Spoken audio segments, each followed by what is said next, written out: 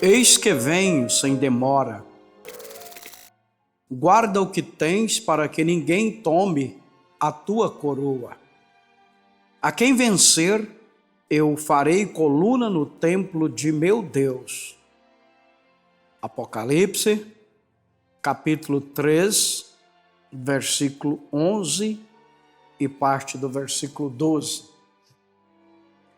Estou aqui em minhas mãos o compêndio das 7 eras da igreja, pregada pelo profeta William Marion Branham. E ele fala estas coisas para nós, aqui na página 282.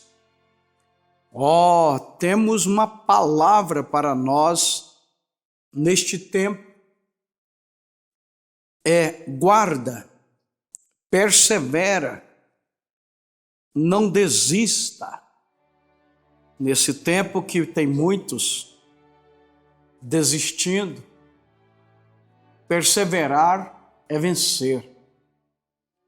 Como Israel saiu mais de 2 milhões de pessoas no Egito, do Egito, e eles não perseveraram, eles foram desistindo conforme vinham surgindo os obstáculos na jornada, eles foram ficando para trás, como o apóstolo São Paulo fala ali em Hebreus, capítulo 3, adentrando ali para o capítulo 4. E eles ouviram a palavra, mas não surtiu efeito neles, não foi de valia, porque a palavra não estava misturada com a fé neles, naqueles que ouviram. E eles ficaram para trás. Temamos também que alguns de nós ficam para trás. Mas dentro daqueles mais de 2 milhões de pessoas, houve Josué e Caleb, daqueles que saíram, que perseveraram, que não desistiu e que revestiu da promessa de Deus para aquele tempo. A promessa de Deus para eles era Canaã, a terra que manava leite e mel. Revistamo-nos de toda a armadura de Deus. Usemos cada arma que Ele nos deu. Usemos cada dom à nossa disposição. E olhemos para a frente com alegria. Como que o apóstolo São Paulo nos fala, esquecendo-nos das coisas que atrás ficam, ele prosseguia para o alvo, pelo prêmio da soberana vocação em Cristo Jesus. Então, na altura que nós estamos da caminhada, irmãos, a única coisa que nós temos que fazer é olhar para Jesus Cristo, o qual é a palavra. Não olhar para A, não olhar para B, não olhar para os obstáculos, não olhar para os empecilhos, para os gigantes, como eles olharam, mas vamos olhar para frente, para o fim. O fim é sempre melhor do que o início, porque vamos ser coroados por aquele que é o Rei dos Reis e Senhor dos Senhores. Ora, ele não está apenas dando coroas, mas ele diz que estes da noiva serão feitos colunas no templo de Deus. Mas o que é o templo de Deus? Jesus falou de seu corpo como sendo o templo. Ele era o templo de Deus. Então o templo de Deus não é tijolo, não é cimento armado, não é concreto, não é tinta, não é parede. O templo de Deus é o corpo. E o que está escrito na Bíblia? Que no Senhor Jesus Cristo, nele habita corporalmente toda a plenitude da divindade. Jesus Cristo é o tabernáculo de Deus na terra. E hoje o corpo dele é o corpo místico do Senhor Jesus Cristo na terra. Mas agora que somos seu corpo, mas agora que somos seu corpo, a verdadeira igreja é o templo de Deus pelo Espírito Santo em nós. Agora ele vai fazer do vencedor uma coluna neste templo. Agora, se o corpo dele é os santos, os verdadeiros cristãos, os que estão cheios do Espírito Santo, agora, como que ele vai fazer deles uma coluna? Agora, essa coluna aqui não é uma coluna de concreto e cimento, não. Quer ver? Vamos ver. Uma coluna é realmente uma parte do fundamento, porque ela sustenta a superestrutura.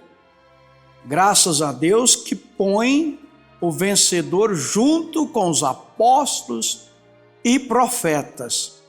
Porque diz em Efésios 2, 19 e 22, assim que já não sois estrangeiros nem forasteiros, mas concidadãos dos santos e da família de Deus, edificados sobre o fundamento dos apóstolos e dos profetas, de que Jesus Cristo é a principal pedra de esquina, no qual todo edifício bem ajustado cresce para templo santo no Senhor, no qual também vós juntamente sois edificados para a morada de Deus em espírito. Sim, esse versículo 22 diz que somos juntamente edificados com eles.